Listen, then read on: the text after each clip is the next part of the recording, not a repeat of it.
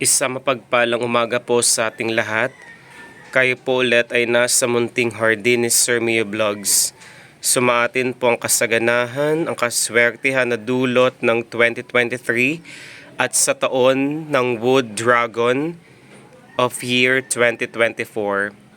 And for today's update and for today's video ay gusto kong ibahagi ang naging matagumpay na pagpaparami ko ng isa sa mga considered lucky house plant, lucky charm, wish granter, money magnet. Consider din po sila as air purifier at air filtering plants. Ang halaman na inyong nakikita po, ito po yung isang variety cultivar at type ng aglonema na tinatawag na pink beauty. Bakit nga ba siya hindi nawawala sa top 10 list? Dahil may kakayahan po ito. Ang halaman na ito ay naglilinis ng mga harmful chemical toxins na present sa hangin, kagaya ng mga methane gases, formaldehyde, benzene, trichloroethylene, toluene, at kino-convert po nila ang mga toxins na iyon sa isang napakalinis na hangin na siyang kinakailangan po natin sa ating malusog na pangangatawan. Simula po nung nagkaroon ako ng ganitong halaman ay sunod na mga blessing na hindi ako mawari, hindi ko malaman kung saan nanggagaling, at para po mas lalong magampanan ng halaman na ito ang kanyang tungkulin sa mga bagay na iyon ay talagang maglalaan po tayo ng sapat na oras, panahon para po makitaan natin siya ng paglago, pagtangkad, at higit sa lahat kapag napamukadkad at nagkaroon ito ng bulaklak, yun na po ang siyang tutulong at makapagpapabago ng ating buhay dahil ang halaman na ito ay may kakayahan sa paglilinis ng mga negative vibrations, unhealthy na mga vibes sa ating bahay. Kapag meron ka neto sa pintuan ng inyong bahay, tiyak na doon pa lamang po ay masasala na niya ang mga elemento na hindi maganda na siyang gustong pumasok sa ating bahay, na siyang nagsisilbing daan para sa pagtatalo, hindi pagkakasundo, hindi pagkakaunawaan ng ating pamilya. Kapag meron ka neto sa inyong pintuan, ito po ang magsisilbing shield or gabay at proteksyon sa mga bagay, mga tao na gustong gumawa ng hindi maganda sa ating sarili, sa ating pamilya, sa ating negosyo at sa ating buhay. Kung kaya naman po, hindi po kayo magsisisi kapag meron po kayong ganitong halaman dahil napaka-epektibo sa pagtupad ng mga natatanging blessing, panalangin at mga pangarap natin sa ating buhay. Ito po is napaparami po sa pamamagitan po ng stem cutting. At kapag napamukad ka dito, may mga blessing na pwedeng dumating at matanggap natin sa ating buhay na siyang ipagpapasalamat natin. Ang kulay po ng kanyang bulaklak ay kulay puti. Ito po siya guys, i-focus po natin para makita niyo po ang kanyang bulaklak. Ito po ang pinaka itsura ng kanyang bulaklak. Ang pagdidilig po sa halaman na ito ay isinasagawa every 3 to 5 days.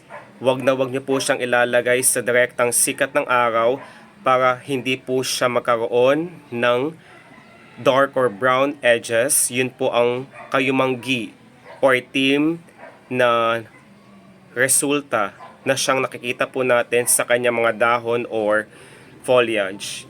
Labis na init kapag kanyang nakuha, yun po ang hindi nakakabuti, yun po ang nagsisilbing daan para po magkaroon siya ng mga puting marka sa kanyang pinakadahon, yun po ang tinatawag na sunburning.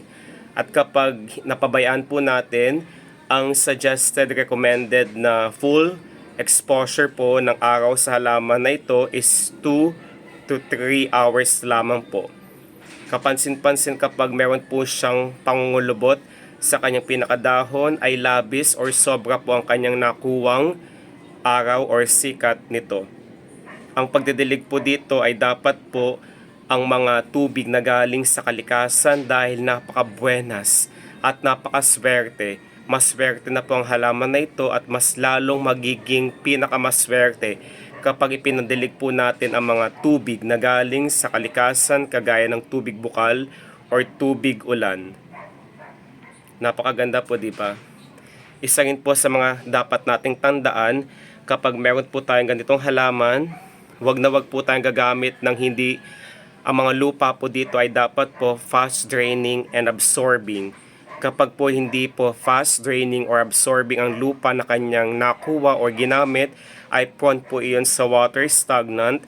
At kapag nangyari po yun, ay prone na po ito sa mabilisang pagkabulok ng mga ugat ng halaman na pink beauty.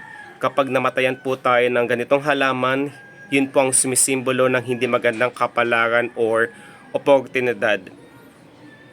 May obligasyon po tayo sa halaman na ito para po mas lalo pa siyang maging money maker, money magnet, ay talagang ilalagay po natin siya.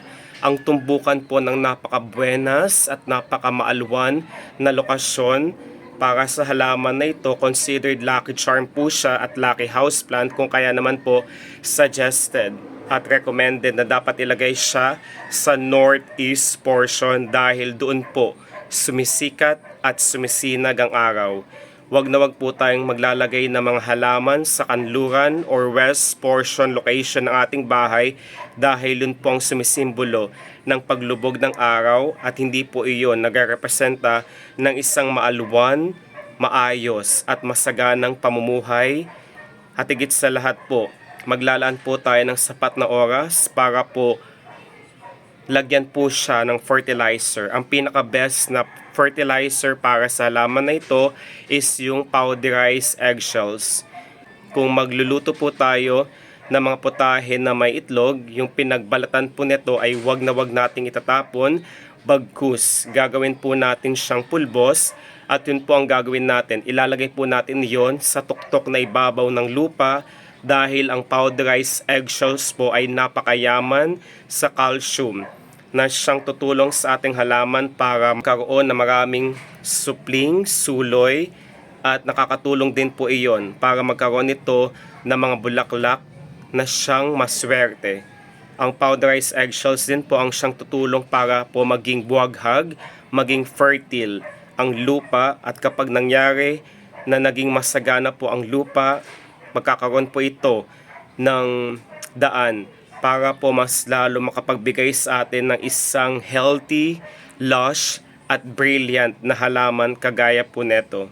Hindi po kayo magsisisi dahil napakadaming benepisyo ang dulot sa ating buhay dahil kapag inilagay po natin siya sa ating negosyo, ito po ang tutulong sa atin para magkaroon, humaltak na mga customers, services sa ating negosyo at makilala po ang ating hanap buhay at makikilala po ang ating maliit na negosyo. At kapag nangyari iyon, patuloy na po nating masasabi na nagiging maalwan ang ating buhay kapag inalagaan po natin siya ng napakaganda at napakaaliwalas. Maraming salamat guys. Ingat po tayong lahat.